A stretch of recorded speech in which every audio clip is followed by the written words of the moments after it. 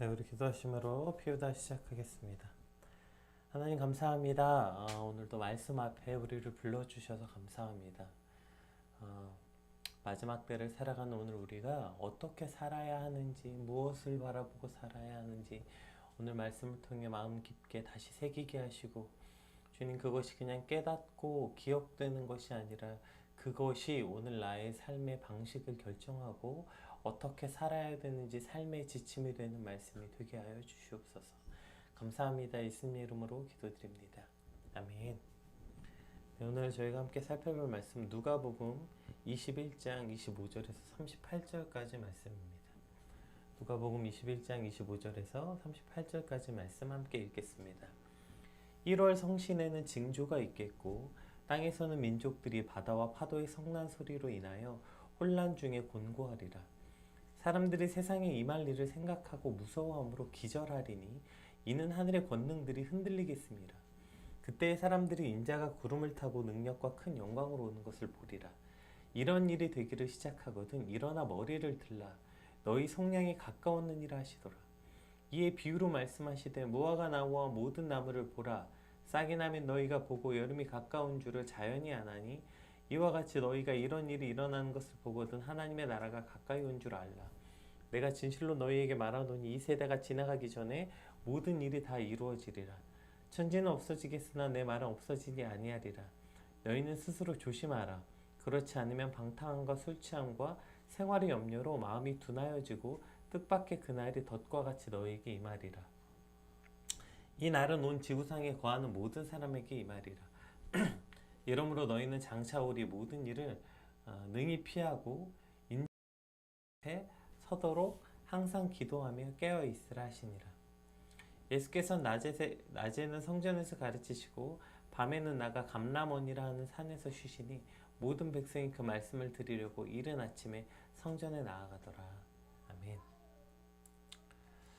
네, 지금 인터넷 환경이 조금 좋지 않아서 그 화면이 그 카메라가 조금 끊길 수 있을 것 같아요. 그래서 조금 양해를 구하도록 하겠습니다. 이제 오늘 본문은 이제 어제 이제 말씀과 계속 연결돼서 말세에 관한 심판에 관한 이야기들이 나오는데 오늘 특별히 그 말세에 어떤 일이 일어날 것인가에 관한 예언을 지금 주고 계세요. 특별히 이제 누가복음은 오늘 이 본문 이 25절부터 오늘 본문의 말씀들이 이제 다른 병행 구절에도 나오는 마태 마가에도 나오는데요. 누가복음은 이 부분에 대해서 굉장히 짧게 그 축약한 단어들로 기록되어 있어서 조금 더 이해를 쉽게 돕기 위해서 우리 세 번역으로 25절, 26절 한번 같이 읽어보겠습니다. 그리고 해와 달과 별들에서 징조가 나타나고 땅에서는 민족들이 바다와 파도의 성난 파도 소리 때문에 어쩔 줄 몰라서 괴로워할 것이다. 사람들은 세상에 닥쳐올 일들을 예상하고 무서워서 기절할 것이다. 하늘의 세력들이 흔들릴 것이기 때문이다. 네, 이렇게 지금 세번역에서는 이제 오늘 본문에서 1월 성신이라고 이제 간단하게 되어 있는 이 1월 성신이 뭐예요? 해와 달과 별들을 말하는 거죠. 그러니까 예수님께서 재림하실 때 전 우주의 천체 대변화, 땅에서 큰 혼돈 그 천체 대변화, 그러니까 하늘 여기서 말 천체, 하늘과 달과 별, 천체. 여기에 대변화가 일어나면 당연히 그것이 이제 큰 혼란을 가져오죠. 우리가 잘 아는 것처럼 달은 이 바다에 아주 밀접한 관계를 가지고 있죠. 그래서 큰 혼란을 가져와서 바다 가운데 큰 파도들이 일어날 것이며 그로 인해 사람들은 두려움과 불안으로 고통을 받게 될 것이다. 이렇게 예언하면서 그것이 그냥 놀랍거나 불안해하는 정도가 아니라 심각한 두려움. 그래서 오늘 본문에 기절하다라고 표현되어 있는데 이것은 어떤 뜻이냐면 마치 죽은 것 같은 상태를 뜻하는 거거든요. 그러니까 이때 일어나는 이 두려움으로 마치 죽은 것처럼 사람들이 기절한 상태가 될 것이다. 이렇게 말하고 있는 것이죠. 즉 그리스도의 재림 직전의 세상, 즉 마지막 날에 임할 그 두려움과 공포를 매우 생생하게 묘사하고 있는 것입니다. 또한 하늘의 권능들, 하늘에 속한 모든 힘들이라는 의미인데요. 이것이 이제 천체뿐 아니라 공중의 권세 잡은 자들, 즉 하늘에 있는 악한 영들을 가리키기도 하는 단어죠. 따라서 예수님이 재림하실 때에는 천체의 대이변과 사람들을 미혹했던 그 악한 영들이 심판에 대한 두려움으로 떠는 모습이 오늘 본문에 이제 예언되고 있는 것입니다. 우리 27절, 28절 자 이런 일이 일어날 때 이제 어떤 일이 일어나는지 나오죠. 그때 사람들이 인자가 구름을 타고 능력과 큰 영광으로 오는 것을 보리라. 이런 일이 되기를 시작하거든 일어나 머리를 들라 너희 성령에 가까웠는 일 하시더라. 지금 분명히 그 25절, 26절은 그 말세의 사람들이 두려워 떨고 있는 모습을 묘사했는데 27절부터는 그 분위기가 달라집니다. 27절부터는 예수님의 능력과 큰 영광으로 임하시고 계신다라는 어떤 대조적인 모습이 이제 기록되면서 또한 예수님께서는 그 믿는 자들을 향해서 마지막 날에 머리를 들라 이날 이제 너희는 속량이 가까운 날이다. 즉 예수님이 재림하시기 전에 나타나는 여러 징조들을 볼 때 성도들은 머리를 들고 그 징조들에 민감하게 반응하면서 주님의 재림의 때를 기다리라. 왜냐하면 그 날은 온 세상은 두려움과 고통에 떨지만 그리스도의 재림을 기다린 이들, 즉 너희들, 예수님을 따르는 너희들은 이제 너희의 죄사함이 가까운 기쁜 날이 온 것이다. 이렇게 말하는 거죠. 세상의 종말의 두려움과 징조를 말씀하시면서 이러한 두려움이 극에 이를 때에 큰 영광으로 다시 오시겠다. 예수님이 그렇게 약속하시고 따라서 어둡고 두려운 시대가 되면 될수록 머리를 들어 하늘나라를 바라보고 오직 하나님께 소망을 두고 이 시대를 살아가라. 이렇게 말씀하고 계시는 거죠. 사실 오늘을 살아가는 우리도 마찬가지 아닙니까? 오늘도 수많은 공포스러운 소식들, 전쟁은 끊이지 않고요. 그 우크라이나에서 시작된 그 전쟁이 세계 3차 대전 직전이라는 수많은 이제 그 경고들이 나타나고 있고요. 또 그러면서 그러니까 또 이제 북한의 위협도 그 지금 이렇게 되니까 그 연합체가 확실해지죠. 그러니까 우크라이나, 중국, 북한 이렇게 이제 새 연합체가 확고해지죠. 우리나라는 사실 그냥 우크라이나의 전쟁의 문제가 아니고 정말 우리 앞에 펼쳐진 위협의 문제죠. 이때를 틈타서 북한은 수없이 또 미사일을 쏘고 있죠. 또 오늘 확진자는 30만 명을 넘었다는, 이제 40만 가까이 되고 있다는 이러한 어떤 37만 명인가요? 그래서 지금 40만 명 가까이 지금 나올 거라는 예상이 일어나는 전 세계 유례 없는 인구 대비 이러한 유례 없는 코로나 확진자가 나타나는 어떤 이런 시대. 사실 오늘도 우리에게는 참 많은 두려움과 공포스러운 소식들 이것뿐이겠습니까? 그에 따른 수많은 자영업자들의 폐업들, 취업난들, 여러 문제들이 이제 그런 공포스러운 소식들이 가득한 세상을 살고 있죠. 그러나 두려움과 공포에 함몰되지 않고 그러한 공포스러운 날 두려운 소식들이 들려오면 들려올수록 머리를 들어 하늘나라를 바라보라. 머리를 들고 하나님께 더욱 소망을 두는 삶. 그렇게 공포스러움과 두려움이 가득해서 세상의 모든 소망이 끊어지면 질수록 우리는 그래서 더욱 오직 나의 소망은 하나님께만 있구나. 그렇게 하나님께 소망을 두는 삶, 그것이 바로 그리스도인의 삶이라는 것입니다. 그리고 그런 삶이 오늘 저와 여러분의 삶이 되시길 주님의 이름으로 축복합니다. 우리 29절에서 32절 말씀을 한번 살펴보겠습니다.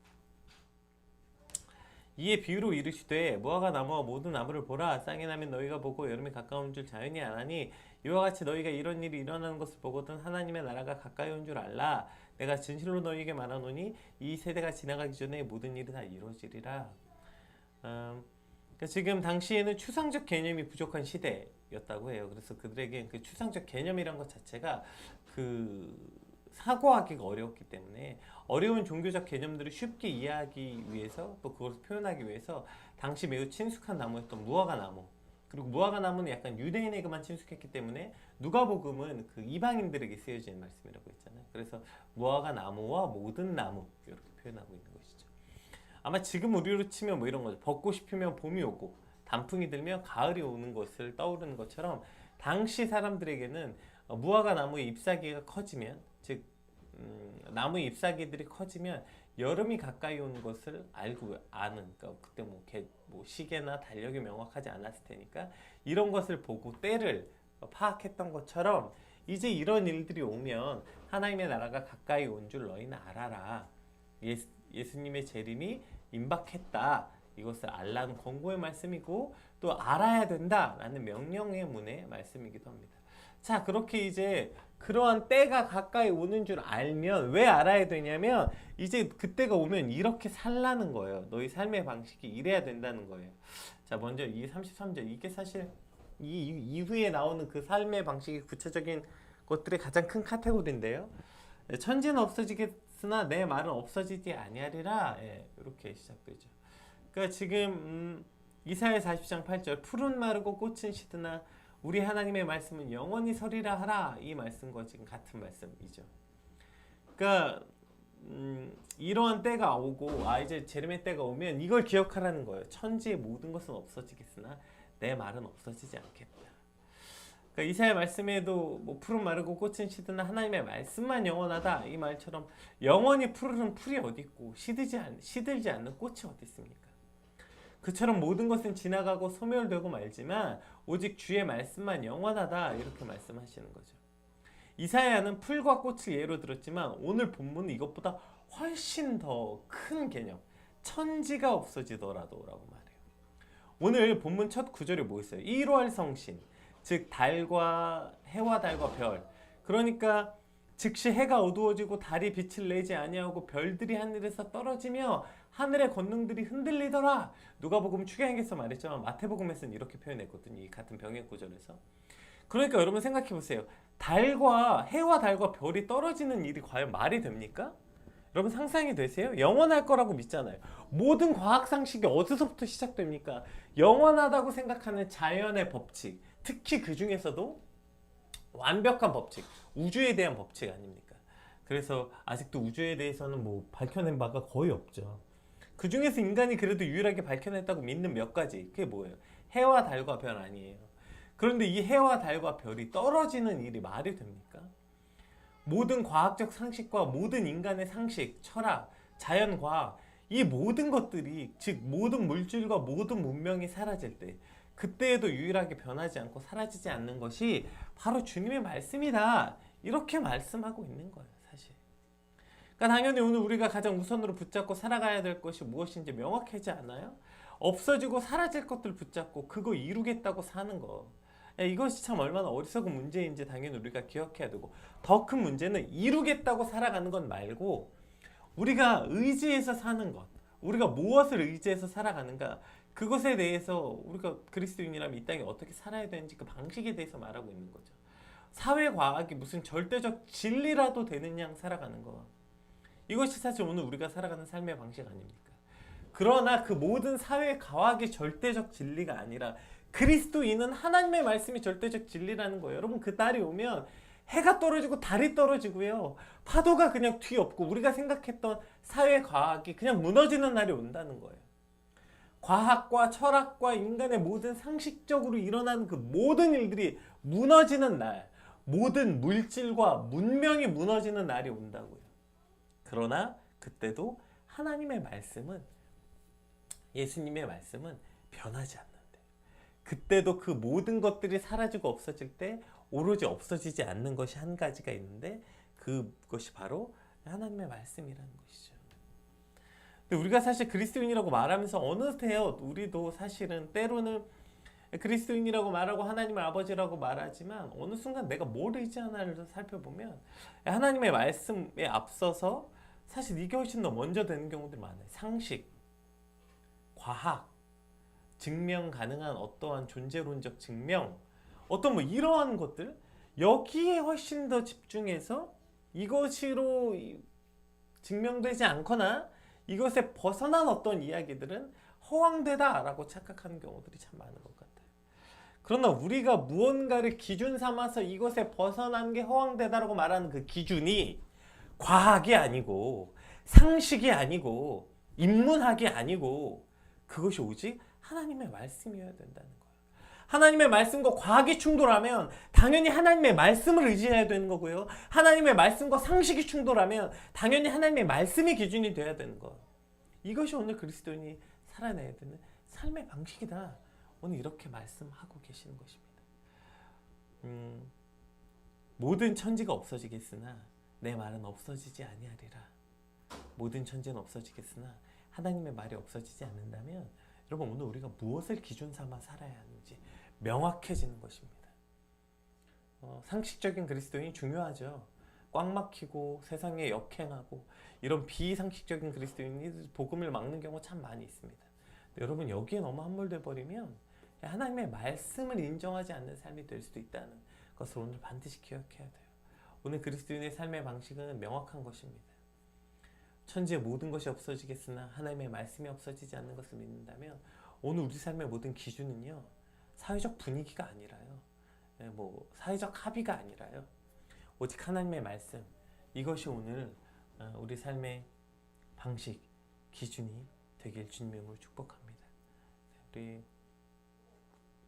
이제 이제 기준으로 그 다음에 이제 34절, 34절, 35절 한번 읽어볼게요. 자, 이제 이 날에 너희는 스스로 조심하라. 그렇지 않으면 방탕함과 술 취함과 생활의 염려로 마음이 둔하여지고 뜻밖의 그날이 덫과 같이 너에게 임하리라.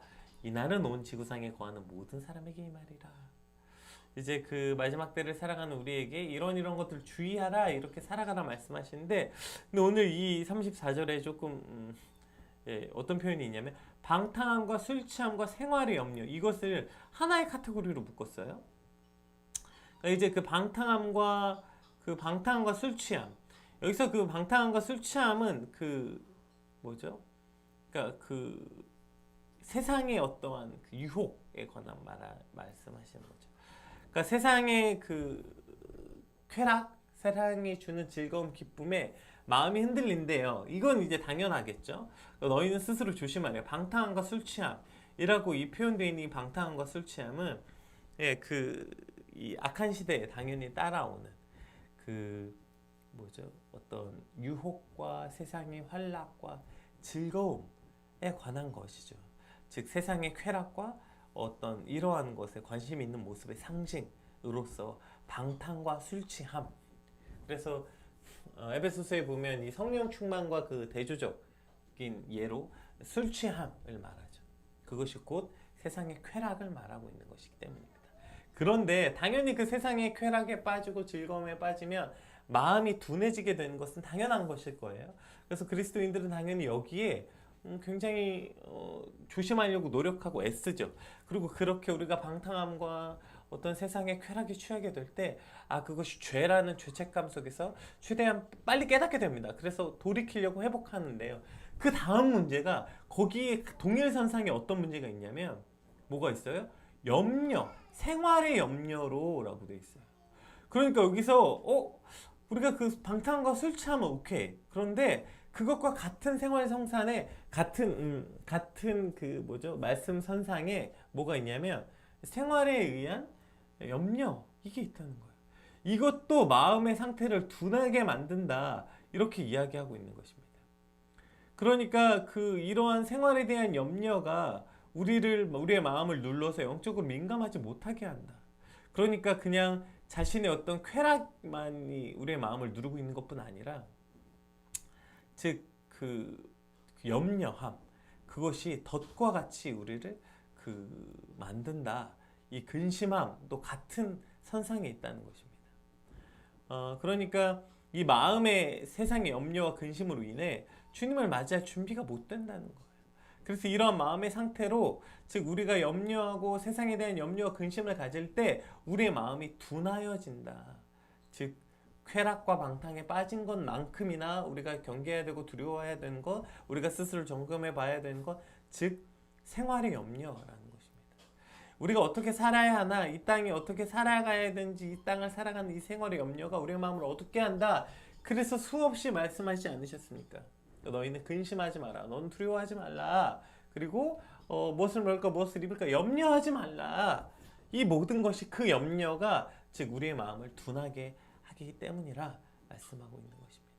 오늘 사실 우리의 마음을 두렵게 하고 특히 말세 때 우리의 마음을 둔하게 하는 것 중에 이 염려가 있다는 것.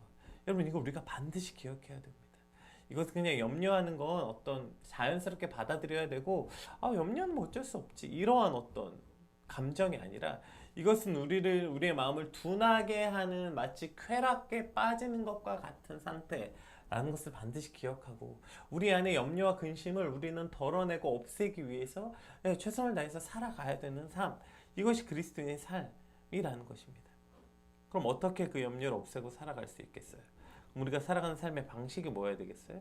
38절, 36절 읽어보겠습니다. 이러므로 너희는 장차 우리 모든 일을 능히 피하고 인재 앞에 서도록 항상 기도하며 깨어있으라 하시니라. 아멘. 이것이 오늘 우리 삶의 방식이어야 되는 것이죠. 염려와 근심을 여러분 어떻게 이깁니까? 염려와 근심을 이기는 방법 이거 하나밖에 없죠. 뭐예요? 장차 깨어있는 것. 내 마음이 술 취함과 방탕함과 염려로 물들어서 내 마음이 어두워진 줄도 모르고 살아가지 않도록 항상 깨어있어요. 어떻게? 기도하며 깨어있어요. 즉 우리의 삶이 그렇게 그 모든 염려와 근심 가운데 늘 하나님께 나가서 기도하는 삶, 이것이 오늘 우리 삶의 거의 전부가 아닐까 생각합니다. 그 옛날 찬양인데요, 이 찬양이 오늘 말씀 생각하면서 그 많이 떠오르더라고요. 오늘 집을 나서기 전 기도했나요? 기도는 우리의 안식 빛으로 인도하리. 앞길 캄캄할 때 기도 잊지 마세요. 우리가 오늘 이 말세를 살아가는 때에 그래, 하나님의 말씀 변하지 않고 오직 하나님 말씀을 의지해서 살고 또 방탕과 술 취한만큼이나 우리의 마음을 어둡게 하는 게 근심과 염려, 그리고 그 근심과 염려에서 우리를 깨울 수 있게 하는 것은 기도하는 일이라는 것이죠. 사실 굉장히 명확합니다. 기도하지 않고 있다는 건 우리가 지금 마음이 어두워졌다 이런 뜻과도 같습니다. 오늘 말씀을 붙잡고 하나님, 이제 말세를 어떻게 살아가야 합니까? 어리석은 세상의 것들에 휘둘리지 아니하고 무슨 그게 절대적 진리라도 되느냐, 세상이 말하는 그 세상의 진리에 휘둘리지 않고 오늘 그리스도인이라면 나의 절대적 진리는 모든 것이 없어지라도 없어지지 않는 하나님의 말씀을 내 삶의 중심 기준으로 삼아 그 기준으로 모든 다른 것들을 같이 판단하는 삶이 되게 하시고, 술 취함과 방탕함, 세상의 쾌락에 빠지는 것만큼이나 우리의 마음을 어둡게 하는 것, 그것이 곧 염려인데요. 생활의 염려, 무엇을 먹을까, 무엇을 살까, 어떻게 살아야 되나, 무엇을 해야 되나, 그렇게 어떻게 살아야 하는지 생활의 염려 속에서 우리의 마음이 어둡지 않도록 주님 늘 기도하는 오늘이 되게 하여 주시옵소서. 오직 그 기도가 그 어두움에서 우리를 깨어 빛으로 인도하게 될 줄 믿습니다. 오늘 받은 말씀 놓고 그래서 마음을 다해 시간 한번 같이 간절히 기도했으면 좋겠습니다. 기도합시다.